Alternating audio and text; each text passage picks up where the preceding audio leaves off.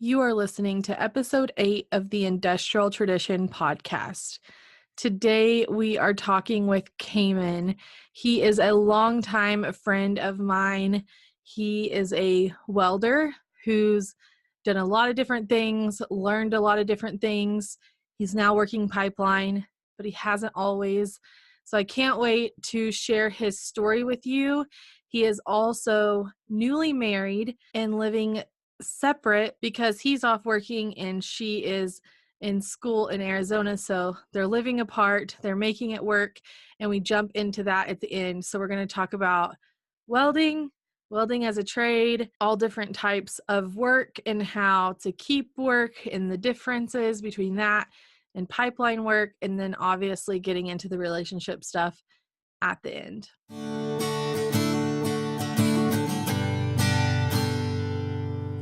We believe that ordinary people's stories are the ones that need to be told. We want to meet you in the trenches of everyday life and say, me too. Pipeline families, farmers, ranchers, makers, mothers, mechanics, truckers, welders, and alike are all welcome here. Industrial Tradition is a brand dedicated to celebrating you and the way you live life. I'm Kayla, creator of Industrial Tradition and your host. I love that our community is filled full of people with tough roots and wild dreams. This is our community kitchen table. Show up here to talk shop, tell soul-filled stories, share your best advice, and shake hands with folks living on hard work and faith, just like you. Hey, Caiman. Hey, how's it going? Good. How are you? I'm doing good. Good. So we were having some technical difficulties. We're just on audio. For anybody who's watching on YouTube, Caiman looks like a green phone, but it's fine. We're rolling with it because that's what we do around here. That's right. So kind of set the scene since we can't see you. You are, by the way, I'm kind of bummed the video didn't work. You might have to FaceTime me later because I was wanting to see your camper. Okay, I can do that. So you're in your camper, right? You just got off work.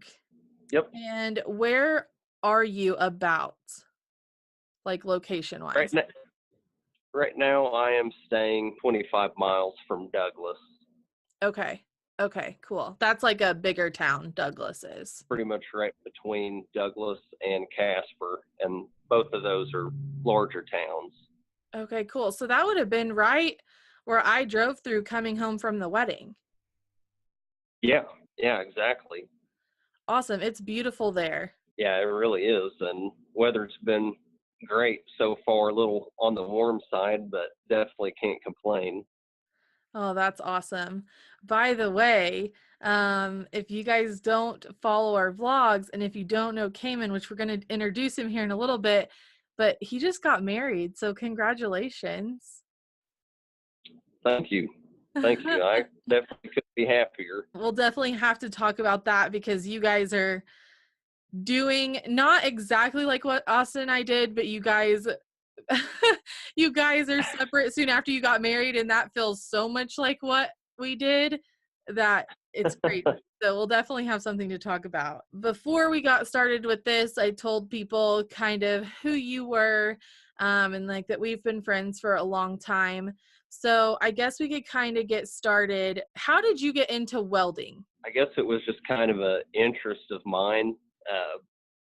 My grandpa had just kind of a small hobby farm, I would say, had some cows growing up and primarily just horses. Mm-hmm. So had lots of pipe fence, corrals, barns, things like that that needed welding along with farm equipment and stuff.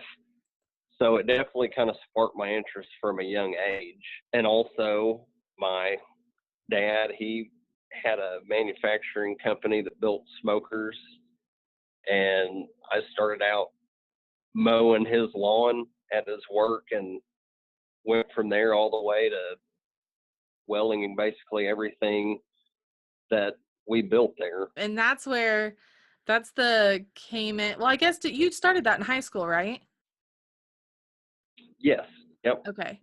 When, like, was that before you got into ag and like power and tech and all that type of stuff in high school, or was it like right about that time whenever you were a little bit older? Yeah, I would say it was right about that time. I think I started working for him when I was 14, mowing, doing stuff like that, and sweeping the shop, just doing little jobs, and kind of worked my way from there. Let's see here. Whenever I first met you, would have been in the 8th grade, and you were mowing lawns then, right? For work after school? Yeah, yep, that's right.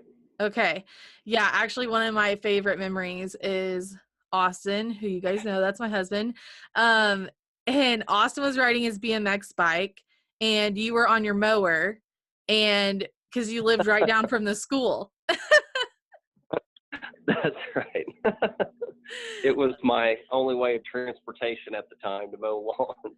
Yeah, whenever you're not 16, but you have a mower for mowing lawns, like you just ride the mower to and from the job. That's exactly right. I love it. I love it. You've always been like such a hard worker. Austin and I talk about that all the times. And I think that plays into a lot of the success that you've had. So I have to mention that because literally Cayman was hustling lawn work before he was old enough to drive and like only had a mower. I love it. So you were doing the smokers, and did you do that all the way through high school? Because you were still doing that whenever we graduated, right? Yes. Yeah, I was doing that. And also, there was a guy me and Austin actually worked for out of Enid, and we helped build a bunch of corrals and stuff for a feedlot out in Lamont, Oklahoma. And we built some fences out in Enid, and even went to Kiowa, Kansas, and built some fence for some people. So I was kind of bouncing between doing the smoker thing and also having a rig truck, trying to hustle up as much side work as I could at the time. Yeah. When did you start putting your rig truck together? I bought my first truck set up as a rig truck when I was 17, and just kind of worked on it from there. And being a broke high school student, couldn't have a lot, but I knew it was what I wanted to do. And pretty much any money I made, whether it was mowing lawns or welding on smokers or side jobs, I was putting it towards buying tools. Yes, yeah. Man, I remember those days so much.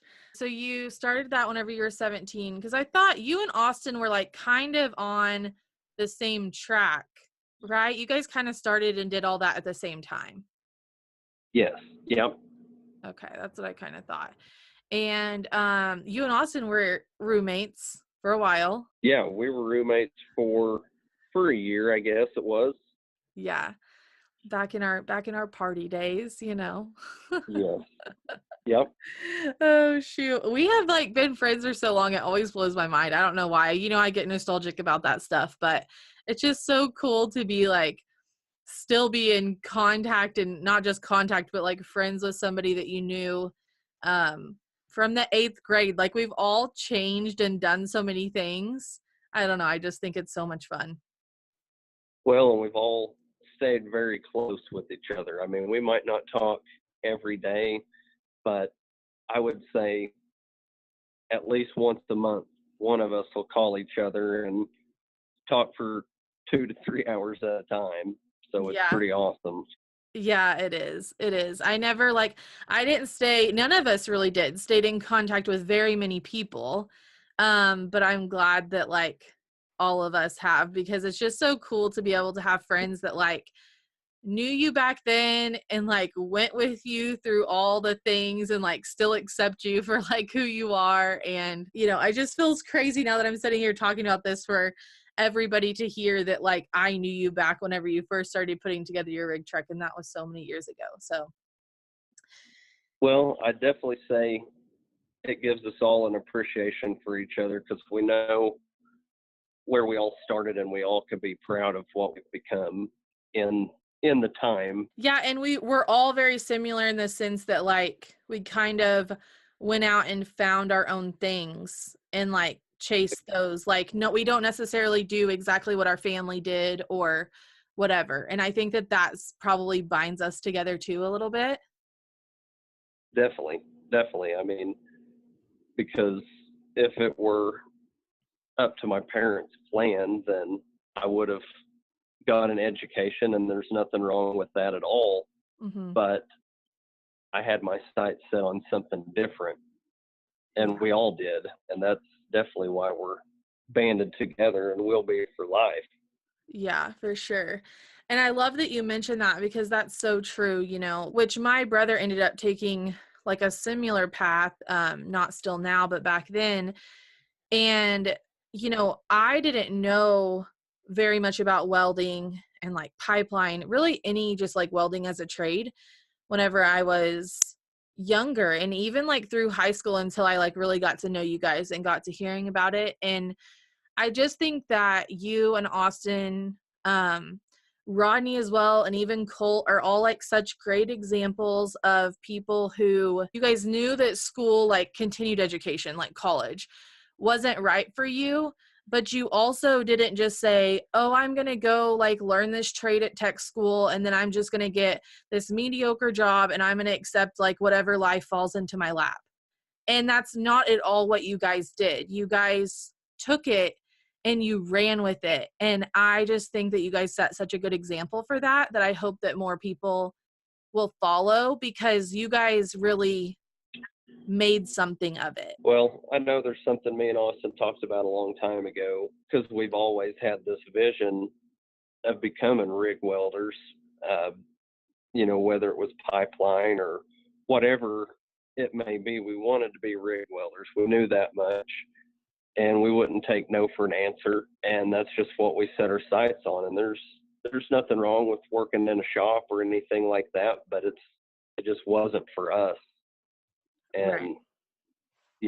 it took a long time for both of us to finally get to that point, to, I guess, for someone to give us a chance to break out, because I know we were ready for a very long time and just didn't get the opportunity. But it's all in the right timing, and Right. the rest is history. But like you're saying, you guys set yourself up for it and you weren't taking no. Like you guys both had rig trucks, but were working shop jobs and taking side work and like building those contacts. And like, I don't know. I just think that that's so cool. And like, that's really what it takes. That's not the only way to get in, but that's a lot of people are going to experience that, and don't give up. Like if you're in a shop right now and you want to be a rig welder, it's totally possible. Definitely. I know we were ready to go work on the road the day we graduated high school, and it didn't pan out that way for either one of us. I mean, me and Austin both were working shop jobs, like you said, and doing side jobs, getting to use our rig trucks and gaining experience doing other things, which, I mean, experience is what it's all about. Mm-hmm. But, it took us probably at least 2 more years after we graduated before we both, and I mean, it was basically the exact same time we both got the opportunity to jump out there and start using our rig trucks full time. And that would be my advice for somebody is don't give up and just work hard and stay on track with your goals, and you can find the right opportunity in time. Yeah, you really just kind of have to be stubborn, Yeah. however long it takes. It's different for everybody. Don't put a time limit on it and just say, like, this is where I am, but this is the end goal. And, fall where it may, but like, that's where I'm going to end up type thing. What was your first job out of the shop working, making a living with your rig truck for the first time? Kind of a family friend called, knew I was looking to break out, looking for some work, gave me the opportunity. I went to work there right before Thanksgiving, and it was supposed to only last till like February. So not a real long job, Mm-hmm. but that turned into 7 days a week for about a year. And I could still be working there if I wanted to be. And I learned a ton of things from him and from the job. Mm-hmm. What was the primary, like, what was the thing that they were kind of like known for or did, or that you did for them primarily? We built service equipment for the oil field, built like pump trucks, frac units. We would change out like old pulling units, take the derricks off of trucks and put them on new trucks. We would take a semi and stretch it however long the bed or whatever was going to go on it. We would stretch them to fit. Lots and lots of fabrication, both structural and pipe welding on it as well for suction lines and discharges. But yeah, that's pretty much what we did. So you worked for them, and then what came next? I worked there for a year full time, and then even worked part time when they needed an extra hand for a couple years afterwards. But I got the opportunity to go test for One Oak in 2000 and into 2010, around 2011. Went and tested for One Oak and went to work for a kind of a local pipeline contractor, and only worked one job with them and got laid off. Welded an 18-inch road bore for them. Because of that, that led to getting called to go to work for another local contractor. We did some work for One Oak and Oklahoma Natural Gas. I did that for another 6 months. It's like once you get your foot in the door, then it kind of is like a domino effect. And I got a question today, and the question was, why does Austin not work in Oklahoma? It was good timing since we were chatting today, because that is one difference, is you were able to stay around home. And one thing that I told them is, sometimes it's by choice, but it's not always by choice. And sometimes what happens is that, you go work on a job, like for Austin, it was out of state. And then he met people on that job. And then a lot of times, the job that you get next is from those people, especially there at the beginning, because your contact list isn't so big. So it's not like you're calling people from 3 jobs ago, because there wasn't 3 jobs ago. There was only 1 job ago, And so then you get in like these cliques, and they're not necessarily cliques where like people don't talk to one another, but it's just a domino effect of like you end up working with a lot of the same people or their contacts, and consequently in the same area for similar companies. And I feel like that's kind of maybe what you're even talking about here, that kind of happened as a domino effect of like finding different jobs here around home. Yes. Yep. Yeah, I mean, it's all on where you get your start from, like you say, and how you get your contacts. And that's kind of how I did the stair step changing jobs. I worked for 3 different contractors right there in Oklahoma.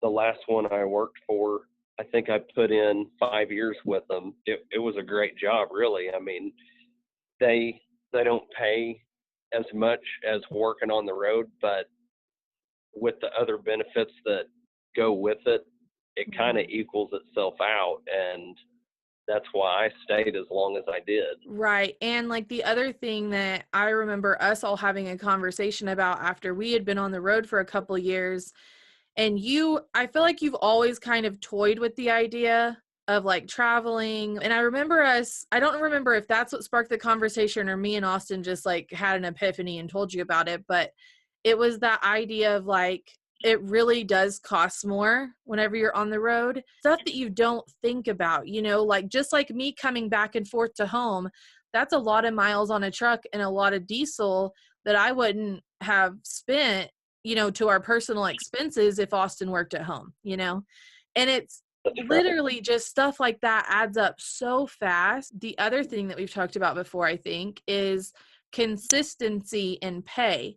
Like, you worked for that one place for 5 years, you were basically guaranteed a check every month or week or however often you got paid. Yeah, exactly. We got paid weekly, and we were basically guaranteed 40 hours a week, till the end of time, as long as they were able to keep contracts and keep a good relationship with the gas company.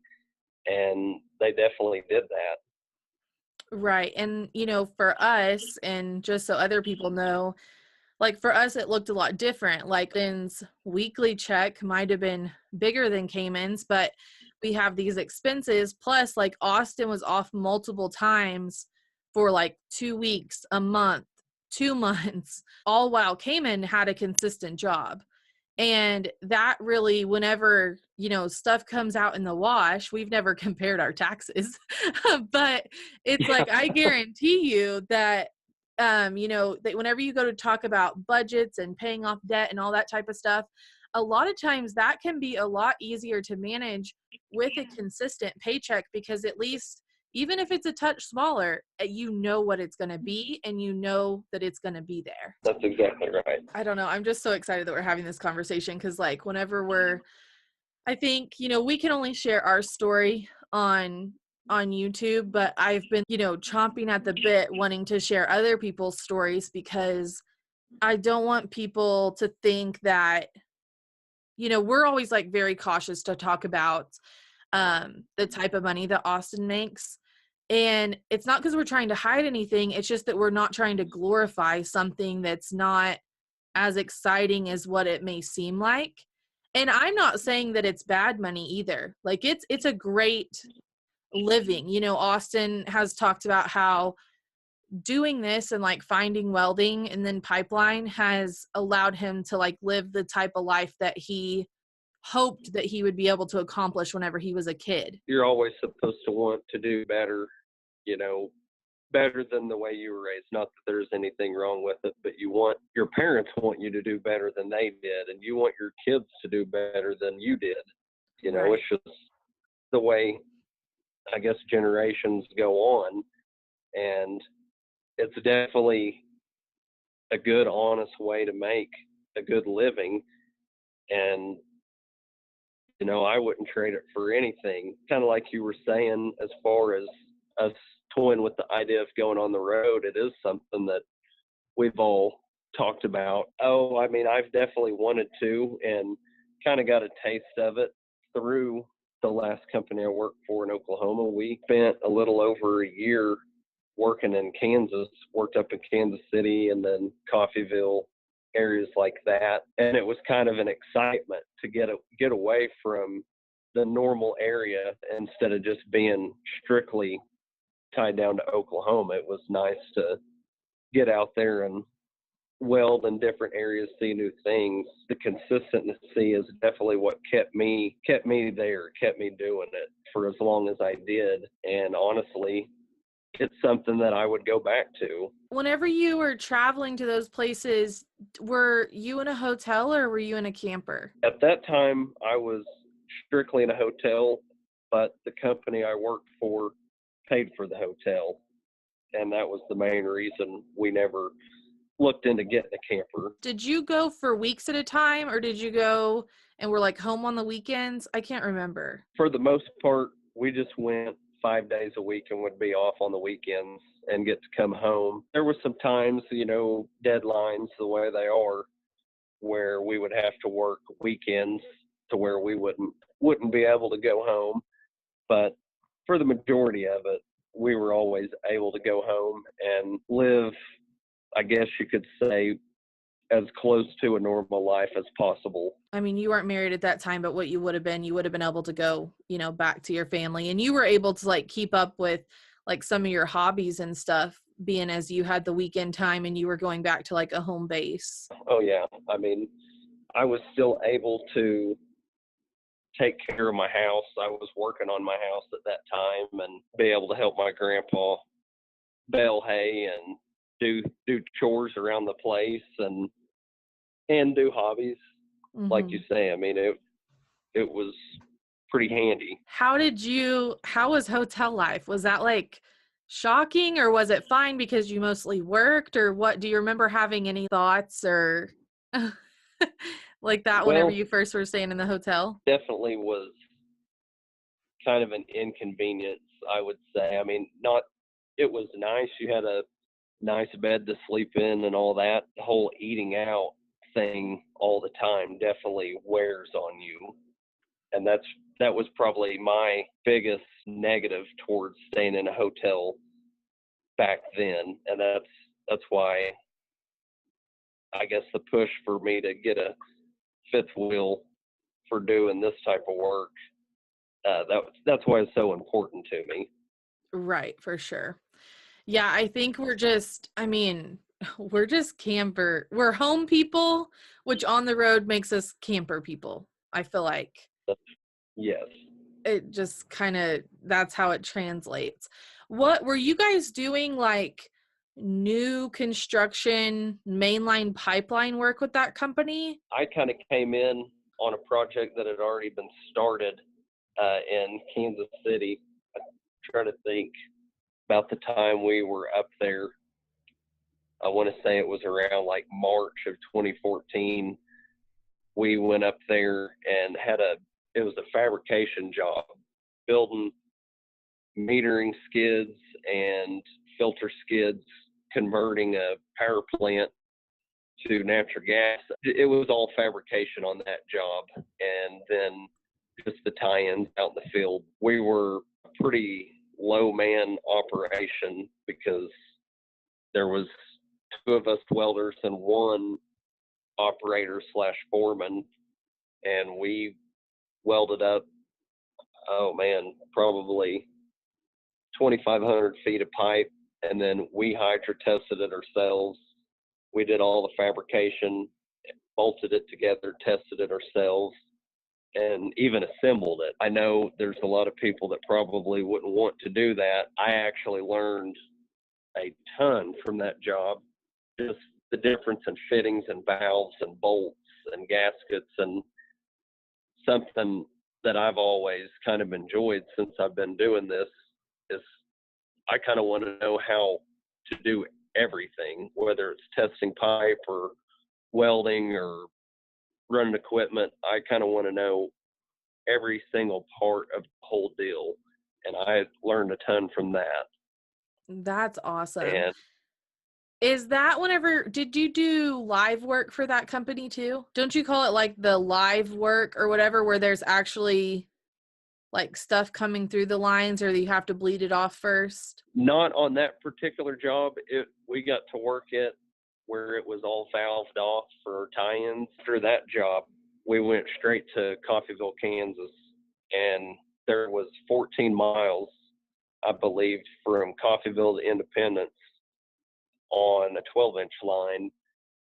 And we didn't lay 14 miles, but we had to lay, a couple thousand feet every so often. There was several creek crossings where pipe was exposed, and every single district regulator setting going to each little town or community, we had to completely rebuild, tie in, and that line we did have to work live. We would valve off one side and weld fittings on a live main, and then do the taps and stop them off for our tie-ins, depending upon internally how well it still is.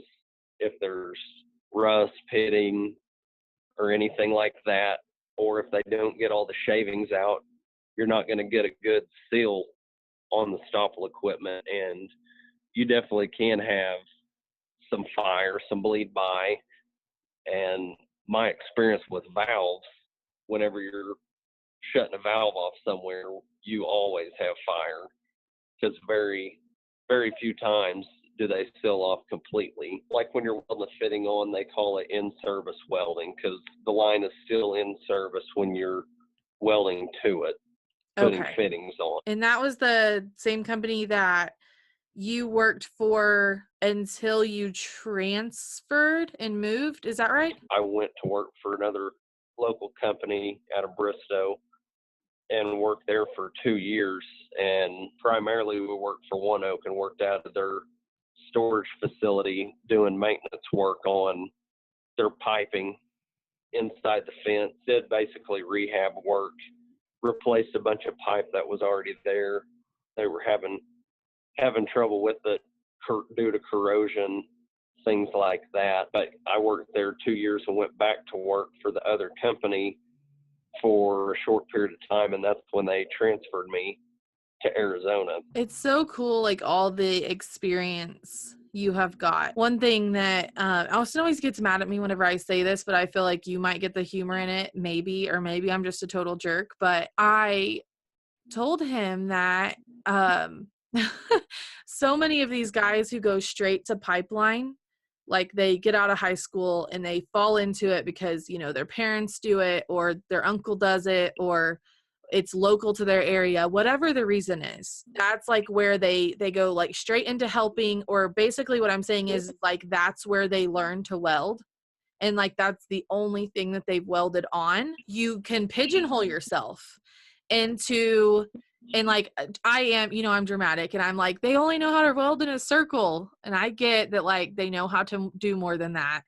But it's, my point is while there is a lot to learn on pipeline, even mainline, like you're in different situations, you know, all this different type of thing, all sorts of stuff that I didn't even know affected welding, like altitude, you have to deal with. And so you definitely have to learn things, but all the stuff that you did, like dealing with fabrication and, you know, doing this other type of work, like in town. And then I just think that it's really cool to be that diverse. I'm definitely thankful for all the experience that I've had, whether it's welding on equipment, doing repair work to equipment, or even the structural welding, like the oil field type work. You know, I feel like there's a lot of people that have kind of a bad rap for people that work in the oil field, you know, and I'm actually pretty thankful that I did get to do all that type of work to where you can be diverse. You know how to do a little bit of everything to where basically you don't put all your eggs in one basket. If there's not work here, there's work there. And if you've kind of got to experience all of it, it just makes it that much easier to stay hired out all the time. You know, I feel like some people, they're just like, that's all I want to do is new construction, or that's all I want to do is pipeline. And one thing that I've been saying, again, because some of the people that follow us are younger kids, and I'm like, bank on and focus on welding as a trade, because that will last you your entire life. And we don't ever know what's going to happen with pipeline or the oil field or whatever. Like things change drastically within one person's working lifetime. I just think like what you've done is really diversify, and you like welding. Like, you know what I mean? And like, yeah, you like working outside and you like working off of a rig truck. So that gets you more and more niche each time you add one of those things. But it's still the same idea of keeping your options open. And it really also opens up the work field into having more options if you don't just say, oh, I'm only going to do one type of work. Being diversified. And I mean, just through my experience working for these local pipeline contractors, it's definitely kept me hired out all the time, because whether they have jobs or not, they've kept me working, whether it's rebuilding equipment in their downtime or building pipe supports, the I-beam pipe supports, different things. If you're willing to do it, you know how to do it, your value is a lot higher. If you're willing to stick around, they're willing to keep you around and keep you busy. Not all of them are that way. Some of them, as soon as the job's over, they're ready to cut everybody loose. Through my experience, if you're willing to do the work and you can do quality, good work where they can trust you, they know you're doing a good job all the time, you can stay working all the time. Did you find that you would be willing to stay, like if it got slow and they were just gonna they were going to give you some type of work, but it was primarily like to keep you busy and to keep you there. Did you find that other guys just dipped out, or were they kind of like you in the sense that like they were cool with, doing other stuff and staying busy and staying on with the same company? It kind of varies, different companies. Some guys, if they're not welding pipe, they're not going to do it.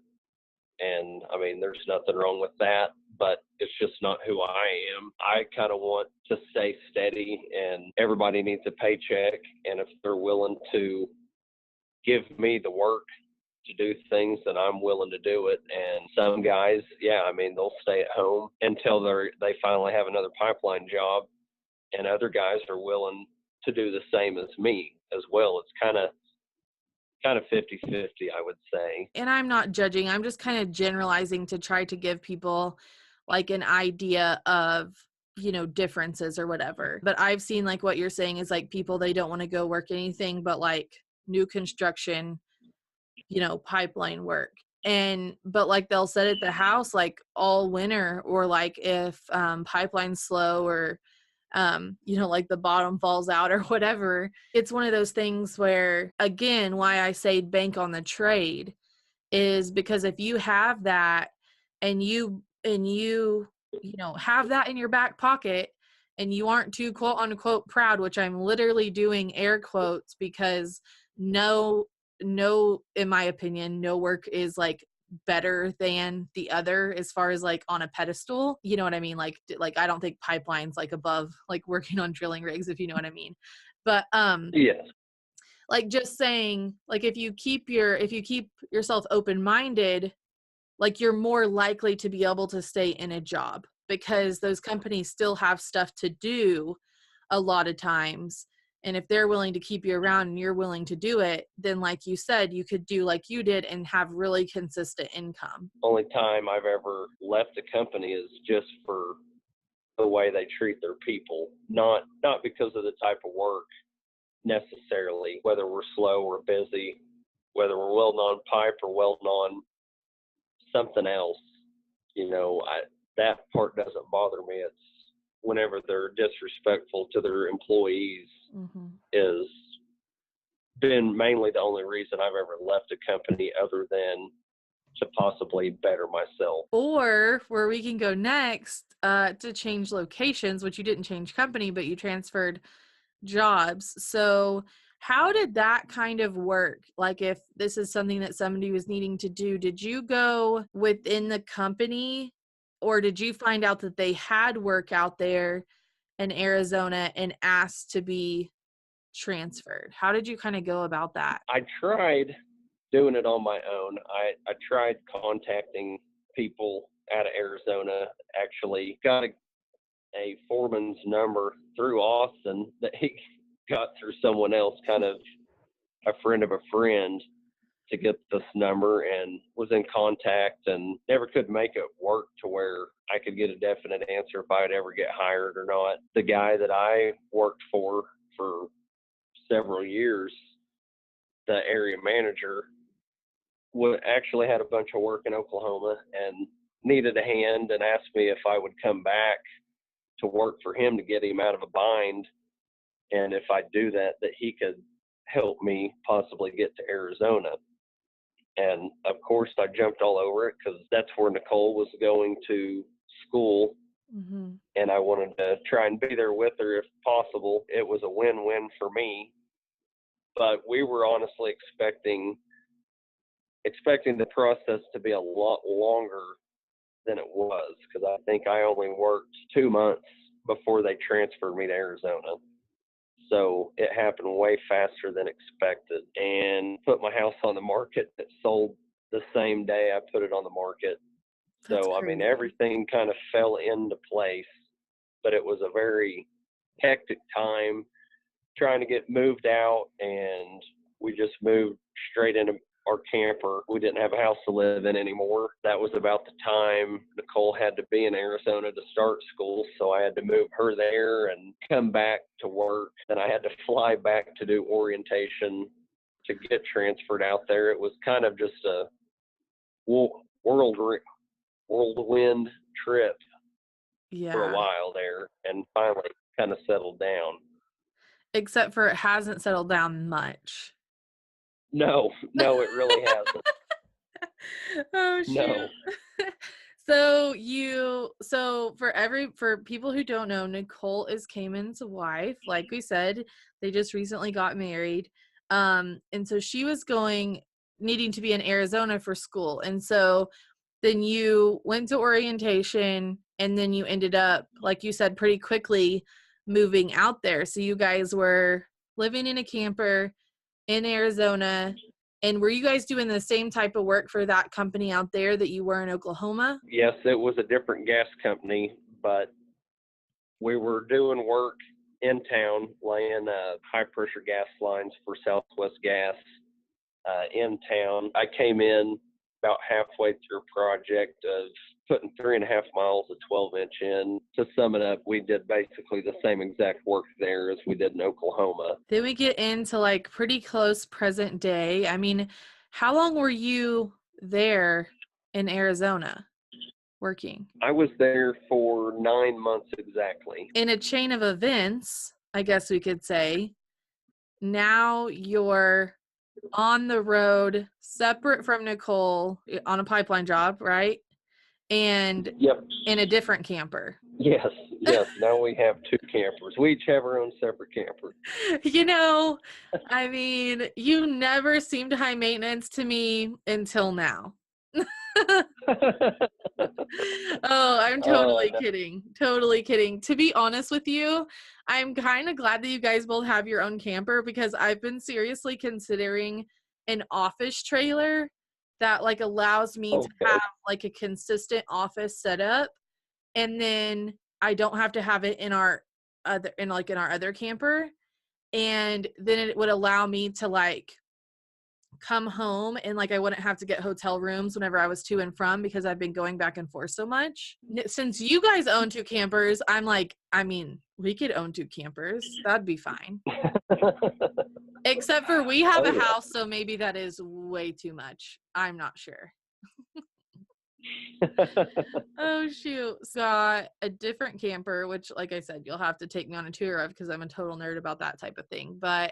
And then you went on the road right after the wedding? I was literally there for a week and had the opportunity to come to Wyoming to work, and left Nicole in Arizona to be up here.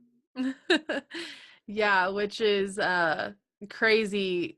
And I want to talk about that like relationship wise, but I have to ask, I mean, and you haven't done it too much yet. You haven't like done the whole location hop, but does it feel different than like, because I feel like Arizona, you kind of knew it was going to be, it only ended up being semi-permanent, but like you knew you were going to be there for a second. So does this feel different? It definitely does feel different.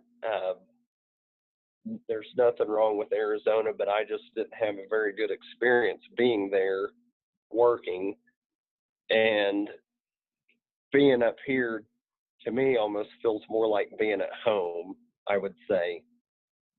Besides the fact that I'm not with my wife, that's definitely the hardest part about the whole deal. The area to be working in, I definitely enjoy being up here a lot better. Yeah, it's more rural, because you were in town there, right? Yeah, we were staying in Mesa and working all over Phoenix area. And I mean, I worked almost to Yuma as well, just kind of all over Arizona. There is way too many people there for me. Yeah, I was gonna say this is probably way more rural and like home feeling. The towns are a little bit smaller, and it's not as hot. Oh yeah, definitely the heat, especially. Because like you said, you were you were like, if one more person says something about how at least the heat is dry, it doesn't matter if it's dry if it's 115. Exactly. When it's 115 in the shade, it's hot. It's just hot. Yeah, you would send me Snapchats, and I'm like, oh, nope, don't think so. That does not sound fun at all. How long have you been there? Just like a month, 2 months? How? What is? I've been What is here. the date? I don't even know. Today is the 12th. By Friday, I will have been here exactly 2 months. Okay. Wow. It just goes by so fast. I know I'm such an old lady whenever I say that, but I can't help it. It's just crazy to me. Oh yeah, it definitely catches up with you quick. I can't believe I've been here this long. Nicole is going to be on the podcast too, which I'm super excited about. But what's kind of been, you said it was hard. Was it, I know she's probably able to stay relatively busy with school, right? Yes, oh yeah. Is it just like not being with each other at night? Are the nights the hardest? Is it, do you think it's because you guys are newly married? Like what's kind of been the hardest part that you can pinpoint? Well, ever since we've lived, because we did live together for I think a full year, maybe 2 years before we got married, and we just kind of got used to the everyday life of waking up and telling her goodbye and coming home to her after work, and same thing even being in Arizona. Yeah, she was in school during the day, but whenever I got off work, we got to hang out and could do something as simple as watch TV or go to the park with the dog. Just being together was great. And then after that much time of kind of quote unquote normal life, to not be together for long periods of time, it's definitely been tough for us both to adjust to that. Speaking of, I didn't forget about Hopi, but is Hopi with Nicole? Yes, yep, she's with her. Gotcha. That's their pup. That's so cute. So cute. Yeah, and I see you're you're a homebody kind of. Well, I don't want to put that label on you if you're not, but you seem like a homebody like me in Austin where Oh, definitely. like you guys are just cool with just like you're saying, just being at home and spending time. And if you're that type of person, like if you're not somebody who like wants to go out to eat all the time and like go out on the weekends, there's not as much to, not that there's not stuff to do, but it's like that's not the stuff you want to do. Like you just want to go home after work, but then there's nobody there. Thankfully, technology helps with that some. I mean, we both have iPhones, so when she's at a class and I'm home at a decent hour, we'll try and FaceTime each other every night, and that definitely makes it not quite as tough to where we can have that visual contact. Isn't that with each wild other, how much that helps? It Oh yeah. I kind of feel like an idiot because, whenever Austin first left for Pennsylvania, that was like right before our wedding. And we struggled. It was so hard, like so stinking hard. And then even after, and that was in 2012, but it's not like, I'm pretty sure Skype and maybe even FaceTime existed back then, but we didn't use it. And now I kind of feel like an idiot because we made it harder on ourselves because we didn't use that piece of technology that really just makes a world of difference. Like it's crazy how much difference it makes. Don't get me wrong, it's great to be able to talk on the phone, but it definitely does not compare to being able to see their face whenever you're talking to them, because Yeah. it kind of makes you almost feel like they're there with you. Yeah. It is wild how much different it can feel. Like Austin and I will still do it. I think just because it's like old habits and because I don't know, we're maybe we're just old fashioned. We don't think about technology first, but like there's some nights even still because we spent a lot of time apart this year that we'll just talk on the phone and a couple days will go by and I'm like, why? Like we aren't communicating well or something like that. And I'm like, why haven't we just been FaceTiming? Like that just helps so much and we haven't been doing it. And it's, essentially free since we're talking to each other. So There's less distractions that way, because I know talking on the phone, I can think of things I need to be doing and get distracted, where FaceTime and you're looking at the other person and they are your attention. that is such a good point. Such a good point. I hadn't really thought about that, but that's totally true. Like you can get, yeah, I'm just sitting here like light bulb moment. Hello. Well, I'm glad you guys have had that, but I know still that that doesn't replace being together. What's you guys is like, what are the conversations like as far as quote unquote plans, which is laughable in the pipeline world, we all know. But to like to see each other, is it like last minute plane tickets, or kind of just looking forward to the holidays, or what is y'all's kind of game plan, so to speak? Well, on my end, it's always subject to change. On hers, she kind of has more of a planned schedule. She will actually be up here in 2 weeks. She has 2 weeks off for one of her breaks with school, and she's actually going to come up here and hang out with me for those 2 weeks, and then she'll go back. And then after that, if we stay hooked up busy, then I probably won't be able to see her until, I would say, Thanksgiving and Christmas. That's a good long break, you know. That'll be awesome. Definitely. Even if you have to work like the whole time, like you said, you get your evenings, and that is, you know, that's going to feel like tons of time compared to not spending any time together. Oh, yeah. Yeah, definitely got to be thankful for what you can get, even if it's only 4 hours an evening and waking up in the morning. It's definitely worth it. Let's say you stay with this whole, you know, like jumping, you know, more moving around than what you have in the past. Do you have any like initial fears or curiosity about what that's going to look like for like financial things that then filter into things like taking time off and going on vacation and, you know, all that type of stuff, since it's different? Yeah, it's definitely a lot more to think about and keep in mind in comparison to what I've been used to. Definitely have to be better at planning, budgeting, and all of that. I would think it would be slightly fearful for everyone. Just got to remain faithful would be, that's how I am. I mean, I just got to be faithful that there is a plan and something else will work out. Whenever one door closes, another one opens. Everywhere I've worked, I've tried to keep good relations and not burn bridges when moving around.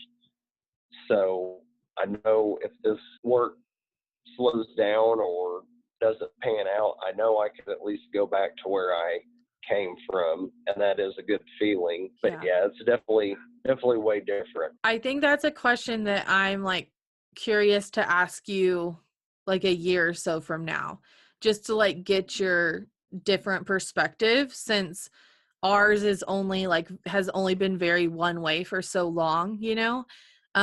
We'll have to come revisit that question like in a year or so to see if it's like how you thought it was going to be, or if it was different, and kind of like what you learned how to like navigate it and make it work for you instead of just driving you bananas.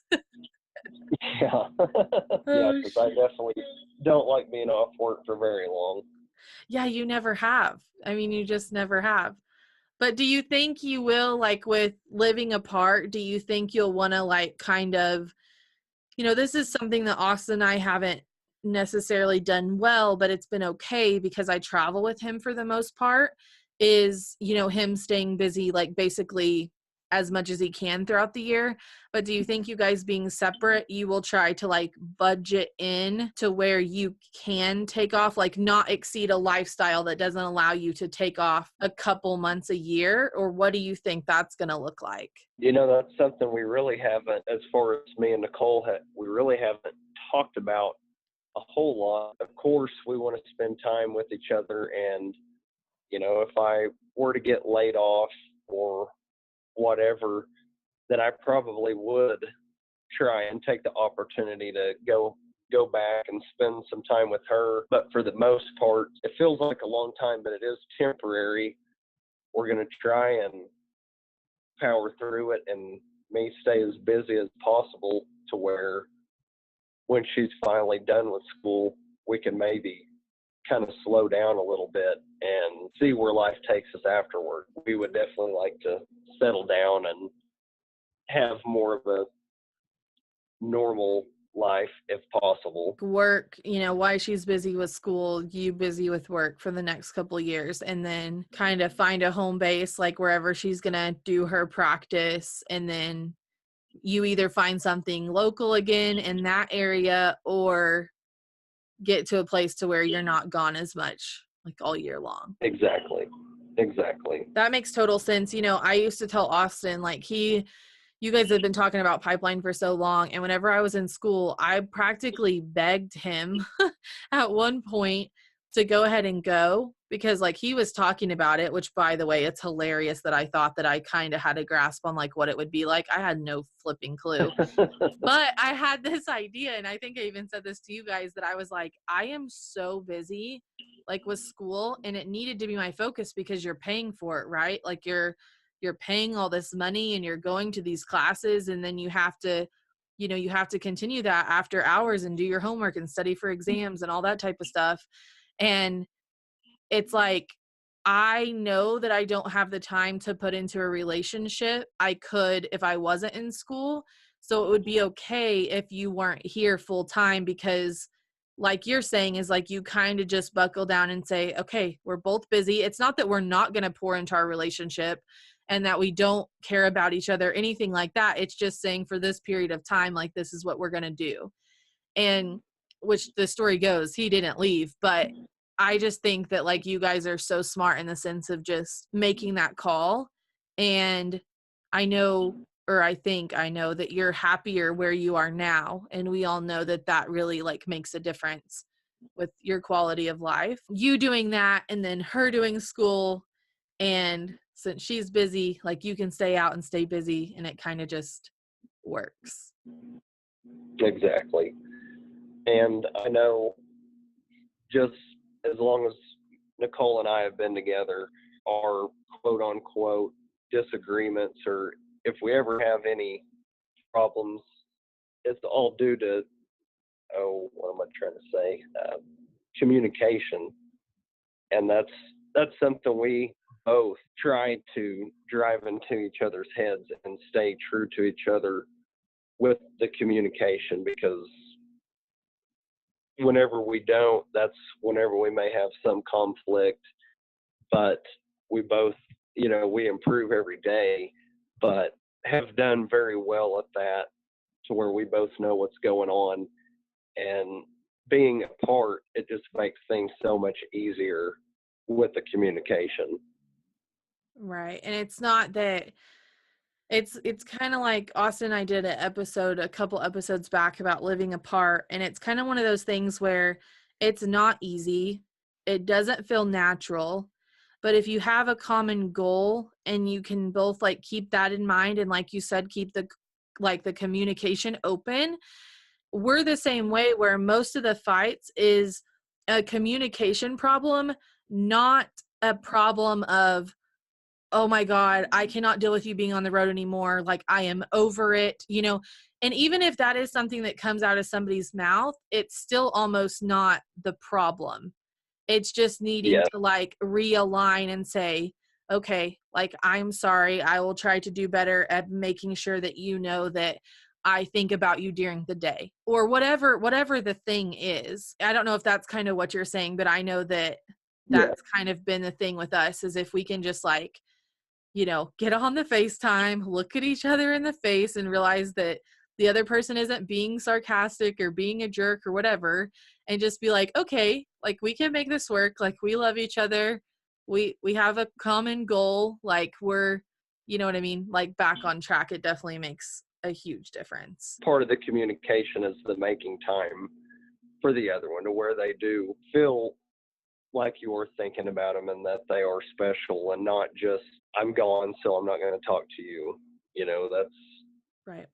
That's definitely something we try to stay on top of. And I'm not always the best at it. Sometimes I'll have distractions, whether it's working late or having to run to the grocery store, but I definitely try to do my best to always make it a point, whether it's a phone call or FaceTime or whatever it is, to do that every day, to where being apart isn't as hard. Yeah, you definitely have to be proactive about your relationship whenever you're, living separately and just living like kind of an unconventional lifestyle in general, because you're the only two people who understand exactly what you're doing and exactly how you're doing it. I'm so excited for you guys, and I'm glad that you found something. Now I'm just a little bit jealous and ready for you and Austin to get on a job together. Not gonna Me lie. too. I was like, gosh dang it, I'm jealous of Brooke and Rodney because I want to be on a job with Caiman. Kind of been a dream of ours forever for us all to work together. Oh, I know. And then eventually it would be awesome if like all of us, like Brooke and Ronnie, we were all in the same place, because that would just be crazy and something that, I know you three guys have like all talked about. And of course I was in for it because I am friends with you. Like I always tell people, Caiman is not just my friend because Austin's my husband. Like Caiman was my friend before Austin was my husband. One day I'm still holding out hope. I am too. Oh shoot. Yes, I'm gonna hold out hope because that just sounds like tons of fun. I don't even want to say that. We're not gonna relive our college years. I don't think, not my college years, y'all's 20s. I don't think any of us necessarily want to go back and relive the activities that we were actually doing, but just the friendship in person would be a good time. Well, do you have any maybe a kid that is interested in welding or pipeline, that's like coming out of high school, has been to welding school or thinking about it and is looking forward to a career in this industry? Is there any tips or things that you would just want them to know? Trying to think of the best advice I can give. I would say, because it comes easier for others and it's a lot harder for others to get started and get out there. If it's something that you're passionate about, don't lose sight in it. Do not give up, because it is obtainable. It's just, like I said earlier, it's all a matter of time. It's all timing, and just talk to people. It's amazing the contacts that you can find, that somebody knows somebody that can get you in contact. And, it may not be exactly, you might not graduate high school and go straight to pipelining, but you might be able to get on a pipeline and be a swamper, be a helper or something like that, to where, if you have that goal in mind, it's, kind of a stair step to get where you want. It might not be exactly where you want to be, but if you want it bad enough, you can kind of fight through that and keep trying and keep working hard, and you can get exactly where you want to be. Yes, I agree. I'm cheering over here. All the yeses. Well, thank you for that. And thank you so much for sharing your story and your advice and all those good things. And we're just excited. I'm thankful to be your friend and to have you guys, and to be able to go to your wedding and do those type of real life things with you. And then also looking forward to the future where maybe we can live together and work on the same job. But I just thank you so much for coming on here. I know you just worked a full day and came straight home and got on here to talk with us. So I'm just really thankful. Thank you. Well, I'm honored that you wanted to interview me. So I sure appreciate it. Oh, of course. Of course. You're one of my favorite humans ever. Thank you for joining us for this episode of the Industrial Tradition Podcast. I hope this conversation found you right where you are. Join us to celebrate and support one another on the road to life well lived. You can join in more with our community by visiting industrialtradition.com/subscribe, and we will send you over all the ways you can hang out with us during the week. I'll be back here, same time next week for another episode. Now it's time to push back your seat and go live your industrial tradition. Isn't Caiman awesome? I am so glad that he was able to come on here and thankful that he was willing to do it right after work so we could get it in this week. I hope you guys enjoyed hearing more about him and what he had to say about finding local work and the differences and the tips that he would give to somebody just starting out. You can always leave a message for him via review wherever you are listening to podcast, on our YouTube channel, or on any of our social medias. I will make sure to pass it along to him if you guys send it my way. But thank you so much for listening, and I hope to see you guys or talk to you guys next week.